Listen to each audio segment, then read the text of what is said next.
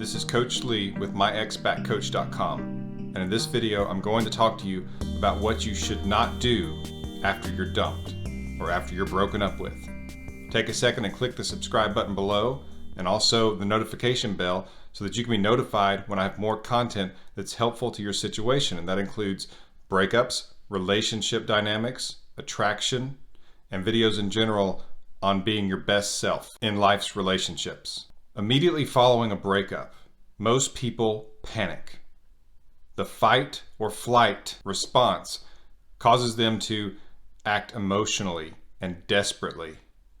It's very common for someone who's been dumped to beg the other person to take them back. Please take me back. Please give us another chance. Please try. And it's often baffling why this person won't even try, why they won't even work on things, because isn't that what people are supposed to do in relationships? They're supposed to work through issues, not just give up the relationship. And that is very true. People in relationships should work through issues and try to make the relationship work and thrive and be good again. But at the moment, this person does not have that motivation because they don't want the relationship.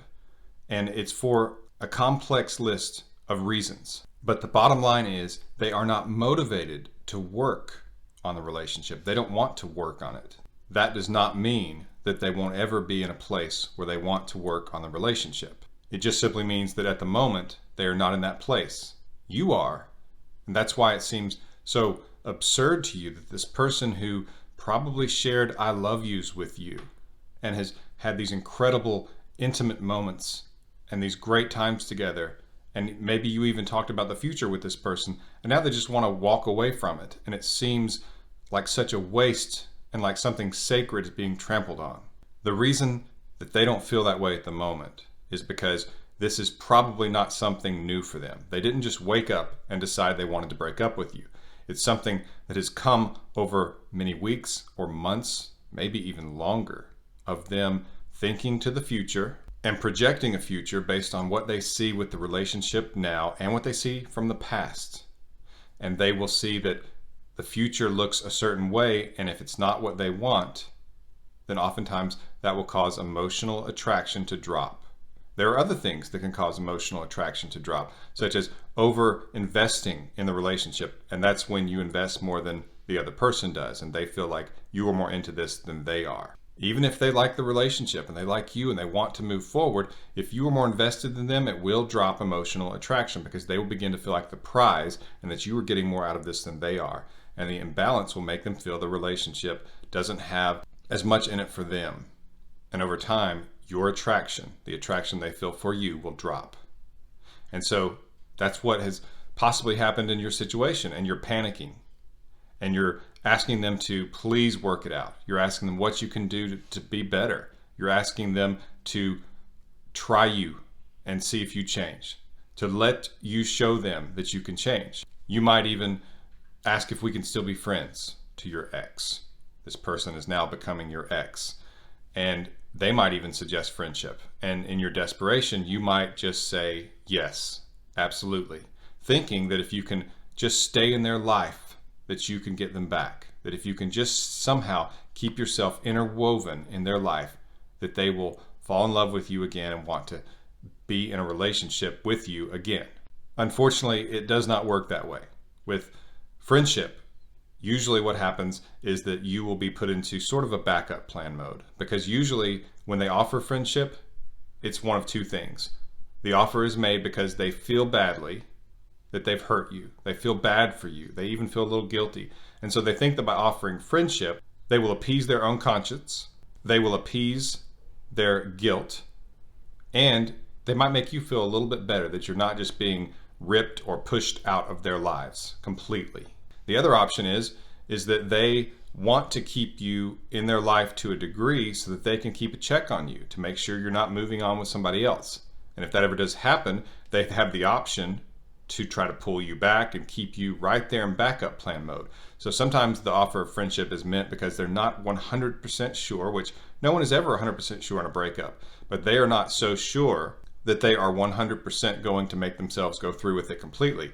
And so they get to back away from you and downgrade the relationship but they still get to keep tabs on you and keep you there just in case they change their minds or they see that you're moving on with someone else, that if they wanted to, they could pull you back in. And so you must reject the offer of friendship if it's made right after a breakup. And you can just be polite about it. You can say, I appreciate you wanting to be friends, but I think we're worth more than that. If you change your mind, let me know and maybe we can talk. Otherwise, I wish you the best. Take care of yourself and move on. At least you move into no contact and you begin to reattract them by raising your value again and some of the things that I talk about in my videos. But basically, you have to let them experience the consequences of the breakup. You have to let them miss you.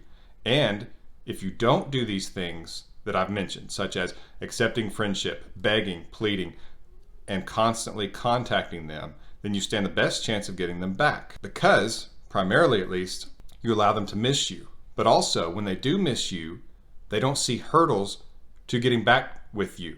For example, if you begged and pleaded and pestered and constantly contacted them to the point that they became annoyed at you, and then you just kind of backed off because you didn't know what else to do, and they maybe told you don't ever contact me again, and you just couldn't contact them. If they do start to miss you, then they could think, well, but if I get back together with this person, the way they respond to breakups is so bad, and it was so annoying, and it was harassing, and I just don't know that I want to try that again, because if the relationship doesn't work out again, I have to go through all that, and I don't want to do that. And so that's some of what they might be thinking if you do that. And so that's why it's very important that you don't beg or plead or pester or call. And so when you constantly call, which is kind of what you have to do to beg or plead, it's just a mechanism for doing that, you basically are trying to have a talk with them and change their minds on what they've been thinking about for probably a long time, and on something that was difficult for them to do. They didn't want to break up with you. They didn't want to hurt you unless this person is truly a bad person. But generally speaking, they don't want to hurt you. This is an awkward thing that happens sometimes in life, and they didn't want to do it, but they've made themselves do it. They've gotten over that hurdle. And so they kind of pat themselves on the back, and they want to just take a break from all this drama. And if you will let them do that and give them that relief, they can get past it quickly, and hopefully will start to miss you. They will experience the consequences of the breakup and realize they don't want it. But they can't do that if you stay there and keep begging and pleading and begin annoying them. Because it's one thing if they leave you and they have good feelings towards you and there's no anger and you don't cause drama and awkwardness, so they don't have that perception of you to remember and think about. They have to remember you in the relationship and the good times that you had. And that's really a good thing. Because right now, the way that you are behaving, the dynamic between the two of you, the way that you are in the relationship at the moment is something that is causing them not to feel attraction for you as highly as they used to. And so what you're doing is doing that. So it's best if you back away and don't put that in front of them, because it will continue to lower attraction. This way they can reflect on the relationship itself. And I go over this in my emergency breakup kit, which you can see a link to in the description below.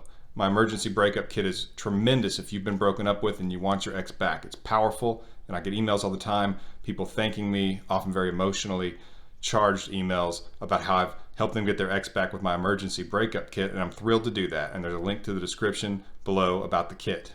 But you want them to be able to look back on the relationship and the good times. And so if you don't give them a bad breakup, if you don't act annoying or angry or pester them, especially during this time when you are not as attractive as you used to be, because they used to want to be with you, they were drawn to you, things were good, and then slowly either things changed or they stayed the same in areas where they needed to change, and emotional attraction began to fall. And so that's what you're putting out right now. And so if you force yourself to be around them now, if you force them to interact with you now, you are giving them the least attractive version of yourself. And so it's best to back off and let them reflect on the relationship when it was good, and also to work on yourself and figure some of this out, especially if they've given you some feedback beyond simply saying they need to work on themselves or it's not you, it's me, something that maybe actually matters. And a lot of times if you think back on that, you can figure some of that out. And I actually have a module on that in my emergency breakup kit to help you figure out what went wrong. But if you will do that and back off and give them that space and let them feel the consequences of the breakup, then they can miss you.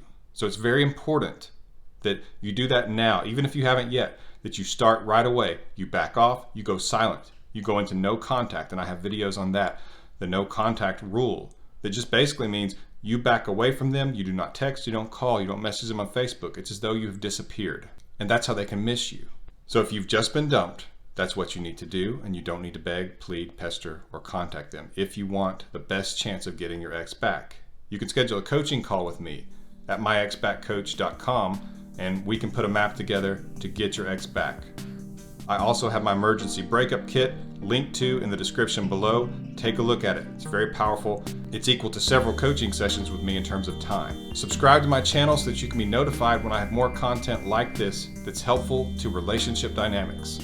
This has been Coach Lee with myexbackcoach.com. Thank you for watching.